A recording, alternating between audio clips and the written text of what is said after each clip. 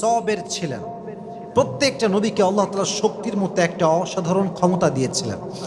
প্রিয় ভাইয়েরা, সবর হচ্ছে এমন একটি হাতিয়ার, এমন একটি যন্ত্র যা কখনো ব্যর্থ হয় না।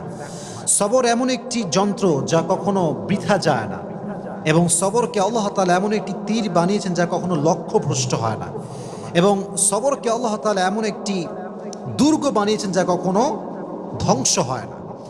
একটা বিষয় খেয়াল রাখেন, ওয়াসবিরু ইন্নাল্লাহা মা'আস সাবিরিন। আল্লাহ তাআলা বলেছেন তোমরা ধৈর্যশীল হও, এবং মনে রেখো যে সবর করে, যে ধৈর্যশীল হয়, তার সঙ্গী হয় একজন, তিনি কে?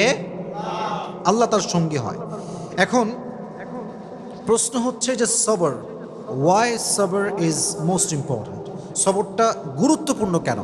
আমার চোখে চোখ রাখেন, আমি একটু বোঝাবার ট্রাই করি যে সবরটা গুরুত্বপূর্ণ কেন। আচ্ছা, একটু ফিল করেন।